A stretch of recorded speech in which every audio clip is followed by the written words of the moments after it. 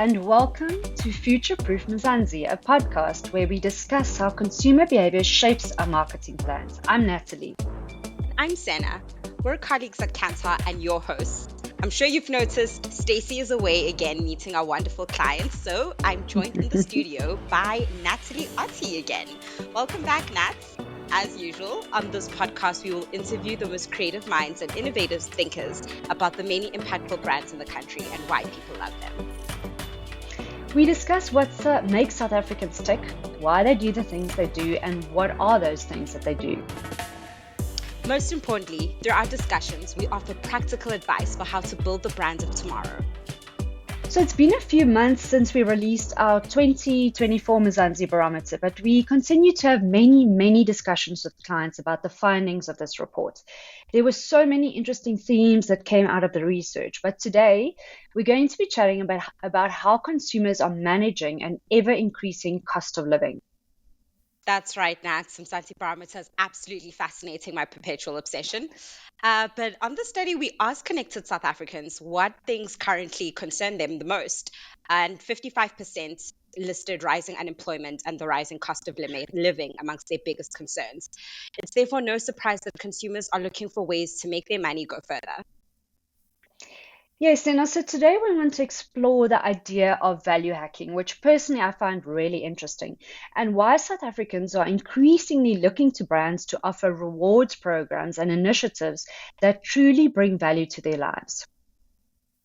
So to investigate this further, we are joined in the studio today by the head of Capitec's Live Better Rewards.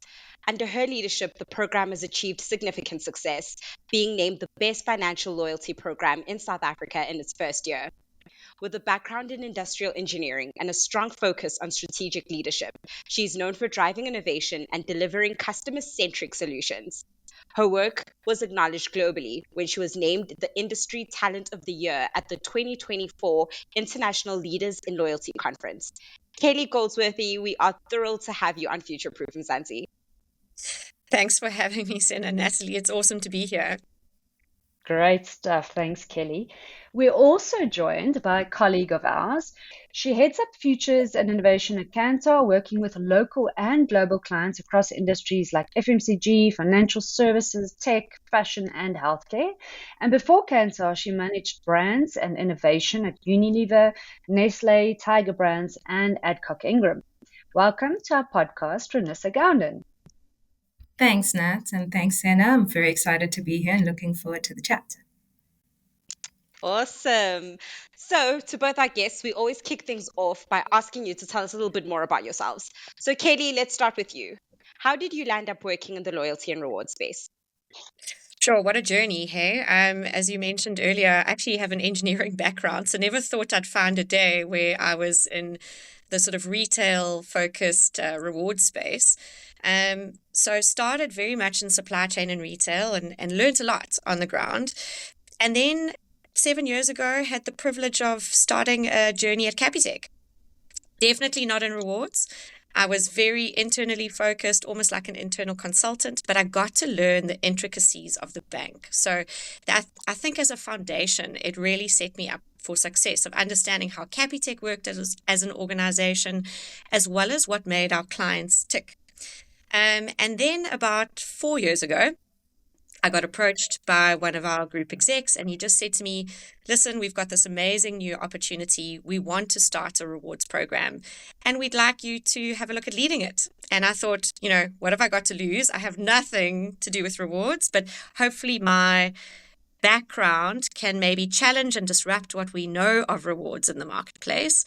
And I started 4 years ago, completely green, and have cut my teeth and learned the hard lessons. But I think we've done a job that really illustrates that we are trying to do something different. And that's been my journey to date. So not expected, but I love it. Thanks, Kelly. I find that really interesting because I think rewards and loyalty has changed so much over the years. It's actually great that you came in fresh. So, Renissa, could you tell us a bit about your career journey and how you developed your interest in futures and innovation? So I began my career 17 years ago, which sounds like a very long time, but it doesn't feel that long.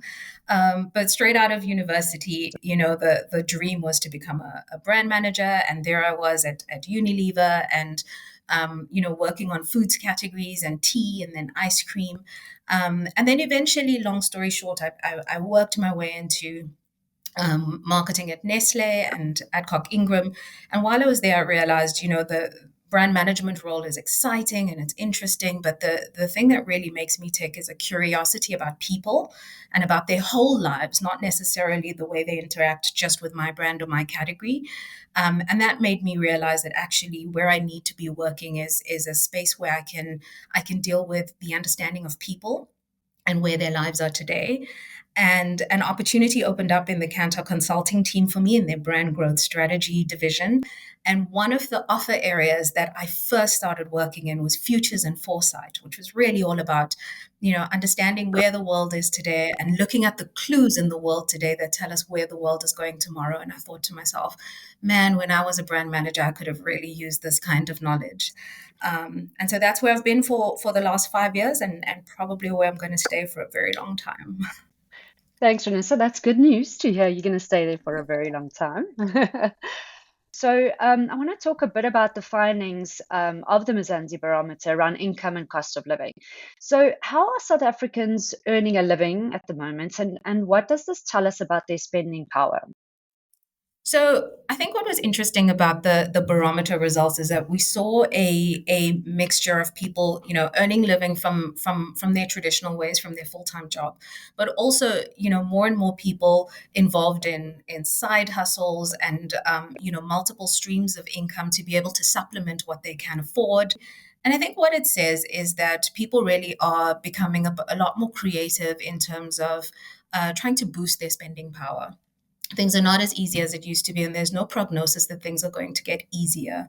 And the one thing that's true for South Africans is that, and really Africans as a whole, is that we, as a people, we don't sit there and admire our problem. We kind of look for a solution to help us improve our spending power.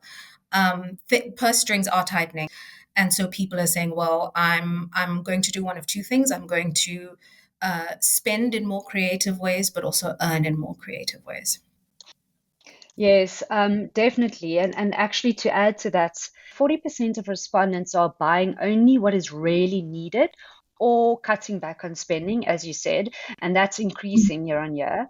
And 63% are cutting back on eating out, and 60% on cutting back on food items they say they don't really need. So, just thinking around that, how are consumers adjusting their spending to still enjoy quality of life, but on a smaller budget? And I guess the key thing is, what lessons can brands take from these findings? So, Nat, I think one of the most interesting things we found is that, yes, they are dropping things from their baskets, but their needs still exist.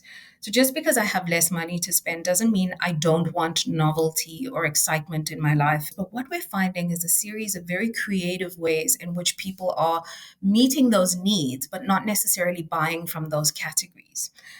So, for example, we're seeing behaviors like what we call trading up to trade down. So instead of going out for a meal, I might actually trade up on my the type of meal that I cook at home. So I'll make something a little bit more special.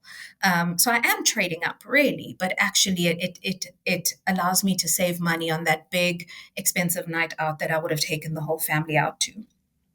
We're also finding that consumers are becoming very creative about the brands in their sphere. So brands that partner to give them new, more value, added benefits.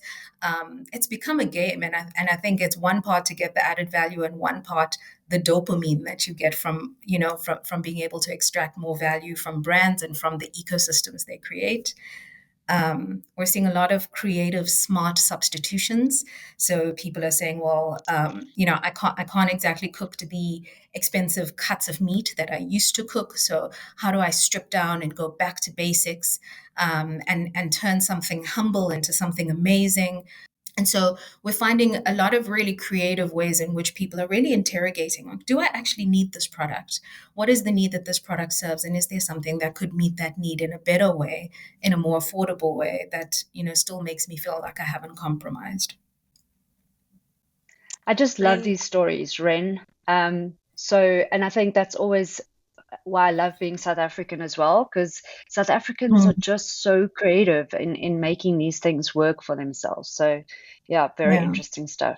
I think by contrast, we do a lot of this work in Europe also, and that Europeans have been kind of marveling at the sort of high inflation and the cost of living crisis, and the kind of reaction is very different in Europe versus South Africa. So in Europe, they really feel that impact of the inflation. It really has an impact on their emotions, on what they're able to buy, what they're able to do. But South Africans, I think this has really just been par for the course, and they go, well, let me just look at what's available in the toolbox that is the world around me to be able to make life still enjoyable. mm. Ren, speaking of that toolbox of what do I have and what am I going to make use of it? A key theme that came out in this report was the concept of value hacking. Can you tell us more about what value hacking is and why are consumers doing it? But most importantly, where are they doing it? So where are they going to get these value hacking ideas? I think the toolbox metaphor works really well because, oftentimes when we sit in brand teams and in category teams, we really do think about our consumers' relationship with our product or maybe our category or maybe our shelf in the store. Actually, consumers are looking at the whole toolbox. So that means, what is my bank offering me? What is my network provider offering me? What is my retailer offering me? And so consumers really are looking at that entire toolbox and going, what tools could I use together to extract more value? I think one of my favorite examples would be, I'm able to use my Checkers 60/60 card and my extra savings card to be able to extract savings from my groceries. Plus, I can get free delivery. Plus, now I can get my healthy food savings based on my vitality. And so I'm actually, in my head, the bell rings every time I win something, and I'm starting to feel like I'm making the best use of the tools in my toolbox to extract the most value out of life. And so we're seeing, brands really creatively and courageously collaborating with each other, because brands on their own have strengths.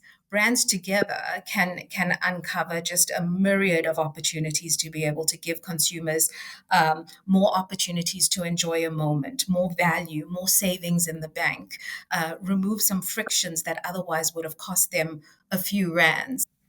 Amazing. And of course, Katie, that's where you and your amazing team at Capitec come in because you are part of that toolbox. Can you just take us through what Capitec does to ensure that it's been part of this value hacking trend?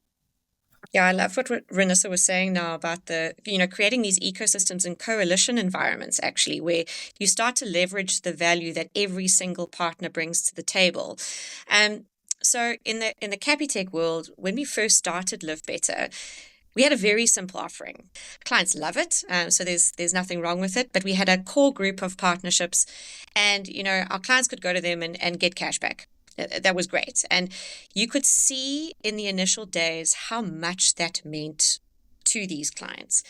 But the only downside in the Capitec ecosystem is we now have 23 million clients. And as you can imagine, 23 million people have very diverse and different needs, specifically because they come from every single economic sector of the South African context. So often people see us as being a sort of low entry or low value bank. And fair enough, that's probably where we came from. However, we really serve the large majority of the South African ecosystem. So one of the things we had to recognize in the last 2 years is that if we wanted to be sustainable in the reward space as well as a financial institution, we needed to rethink how we created coalitions and how we ensured that we found partnerships and value that spoke to every single different one of our clients. And that makes it very hard because, some of the other institutions have a far more niche market. I wish sometimes. I think to myself, it would be so much easier. But in the same breath, it really makes our landscape exciting because it means that we can now disrupt. We can create these massive coalition platforms, find partners that will add value and be quite a diverse portfolio. So we're not there yet. We've actually started a new journey in Live Better, which hasn't really come to fruition yet. People aren't seeing it in full, but it's really, for us, it's important that we know we can see the different markets. We watch where they spend, and then we actively go and find those relationships and partners that can bring the value to the table for each one of our clients. Of course. And, speaking about that sort of diverse customer base, a few trends came up when we were asking South Africans what they were doing with their money more than they did a year ago. And two interesting stats came up were that 32% are being savvy in the way that they save and spend, and 31% are using store loyalty cards to access discount points. What trends are you seeing with your customers? Yeah, I think it's very aligned. And because, like I say, we have the benefit of having a big proportion of the South African ecosystem in our, using our products. One of the parts of Live Better, which has been a phenomenal success, is our micro savings tools. Now, they're not traditionally seen as a rewards component, but it's really around enabling our clients to save. So we implemented these tools, Roundup and Interest Sweep. They micro little savings pockets every day. We have more than 80% of our client base that use those tools. In addition, what we see to that is that the value that they then put into their Live Better savings account on a monthly basis is literally some of the most sticky deposit savings that we have in the bank. So that's showing that they leave it there, they allow it to grow. And some of the stories that we've had or heard from our clients are phenomenal. I mean, you hear about them saying that it's a great way to save without them thinking about it, but they actively use it for things that they desperately need each month. So sometimes it's the taxi fare that they couldn't afford because they haven't got their wages yet. Other times it's the luxury takeaway that generally they wouldn't be able to afford because, all their money goes to everything else. And then others even save it up for like their year-end holidays or school fees. So that's on the savings side. If we then look in the true traditional rewards landscape, because we've got quite a big base, and up until now we've had a relatively small partner ecosystem, we find that we serve between 25 to 30% of our client base with rewards, which is actually very much aligned to the stats that you've just mentioned, right? So I think from an industry perspective, it's very on par. However, with this new introduction of the shift in Live Better that we've been testing over the last couple of months, we've now onboarded around 6 million of our rewards members into the new program. And through that, we've been doing targeted engagements with rewards partners that are relevant to those segments of clients. And in that case, we're seeing 70% engagement rates and up to 40% full conversion of them taking up the benefits. So we are, and that's a little bit of an intro into, where we're going with Live Better. It's really around understanding the niche segments of our clients, what makes them tick and what value will really shift the dial for them at the end of the day. And if you find that sweet spot, we're getting significantly higher number of clients taking up the benefits. So Kelly, you mentioned, and that's actually so true, that the consumer that you look at is so diverse. So how do you choose the brands that you want to collaborate with or align with on your rewards program? We use data. I think the key thing is understanding your client. So we monitor and review and analyze our clients' transactional data consistently. We look at where they shop, how much they spend, the frequency of their shopping, which brands come up consistently across all market segments. And what's actually interesting, and Renissa spoke to it a little bit earlier, the patterns of the higher income market are changing. You're seeing a normalization of spending patterns between both low, middle, and high. They're all spending at the same brands. So there is some synergy there, but we really allow the data to try and drive our direction. Because if we just decide tomorrow that I love let's say if I particularly love a specific brand, it doesn't mean that it's relevant to the rest of our client base. So it's seriously important that we recognize that we must monitor where our clients shop, what they need on a daily basis, and then we go out and target those potential partners as an opportunity. Not to say that it always comes to fruition. There's a lot of other dynamics at play when engaging with partners and trying to find that sweet spot of what makes sense for them as a business. It's critically important that not only does the client get value, but the two organizations that are creating the coalition also get value. So in the Capitec context, it's about creating stickiness and being top of wallet every time. Realistically, they've got more than one bank card in their wallet. We know this. So how do we ensure that Capitec is chosen every single time they want to pay for something or want to do a financial transaction? So that's a key objective for us. But from a partner perspective, the partners are also looking to say, how can they grow their revenue share in the sector that they're in? How can they get customers to come into their stores more frequently? How can they increase their basket size? So it really is important that when we do these pieces of analytics, we understand that it's not just about the customer. Everything needs to be sustainable, and every player in that partnership needs to get value out at the end of the day. Well, that's music to my ears. Kantar loves data. But thanks, Kelly. Yeah, that makes a lot of sense. My other question to you was around technology and things like gamification. How are you currently using those types of things to, I guess, be more efficient, deliver more value, and what are the benefits you're seeing around that? As I mentioned earlier, when we first started Live Better, we had a very simple program and we used more traditional banking technology to support the process. Quite transactional, to be honest. A client would go and swipe, we would see that they'd swiped at one of our partners, and then you earn a cashback.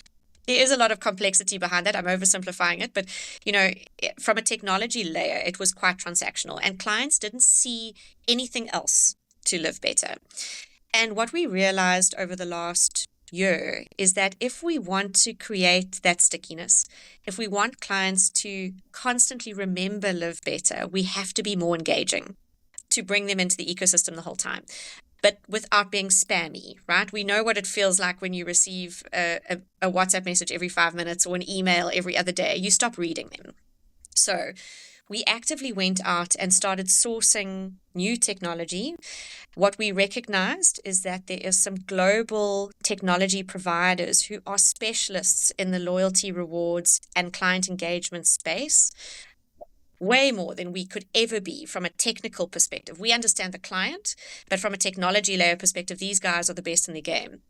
So we actually outsourced some of our technology, and we brought in this capability to now do real-time gamified campaigns, which don't require heavy lifting in the back end from a banking perspective, and actually enable my business team to work very quickly on short win campaigns, gamified experiences. So, we talk gamification. A lot of people think it's a spin and win or scratch the card or whatever it might be. Yes, there's a level of that. But if you think about the true purpose of gamification, it's this idea of constantly wanting to level up. So a lot of the work that we've been doing in the last 8 months behind the scenes is building out these journeys that now will start pulling clients into the Live Better world more consistently and in a fun and engaging way. So we've even enabled WhatsApp over and above our app, which is quite cool. And we really see fantastic results with talking to clients through WhatsApp. And there's a lot more that's now happening in these shorter term campaigns that are a lot more personalized and speak to clients at the right time with the right deal and in a way that makes them want to come in and explore more. Sounds amazing, Kelly. So Ren, I was wondering, I just wanted to ask you, and I find it very interesting. So Kelly keeps calling it rewards programs, which is also music to my ears because, back in the day we called it loyalty programs, but we're moving sort of away from that. Are you seeing generally brands evolving their programs from loyalty to rewards? I think, Nat, Absolutely. You know, we are moving away from loyalty towards rewards and I would say towards meaningful value and meaningful difference in consumers' lives. And that's because, you know, consumers don't wake up in the morning and go, how, you know, who do I need to be loyal to today, or how am I going to be more loyal today? It's, you know, and invariably we're waking up going, how do I get the most out of this day, out of this week, and ultimately out of my life? And so they're not going to partner with brands because of a sense of loyalty to partner. They're going to partner with brands because you're offering them something that means something in their worlds. And so, yeah, the I think the evolution of these programs is towards rewards. It's towards, exactly like Kelly said, you know, utilizing the data to give me something that you know to be meaningful and to add value in my world, and then ultimately using that data and using that technology to almost predict what my next need is, and give me those recommendations, and you know, help me move towards a more frictionless world, a higher value world, a world where I can, you know, I can extract so much more and hopefully lose so much less. You know, I sat in a qual group once where a consumer said, you know, times are tough, and if a brand is going to give me something that I've had to let go of. So, you know, when I usually come home with my groceries, my child comes to me for the 2 finger Kit Kat that I usually buy, and if I've had to drop that from the basket, if a brand's going to give me that, then it means that I can still give my child what he's expecting of me, and that's meaningful for me. And so definitely it's not about loyalty. That mom will go to the person who's going to give her the right value for what she needs. Yeah, definitely, Ren. And we're actually seeing that in our Mzansi research as well. So we found that 60% of South Africans are increasing their repertoire. So like you said, we're not waking up and saying, which brand can I be loyal to today? So they're Mm. choosing between several brands. So they're still loyal, but not just to one brand, to two, three, four, five brands.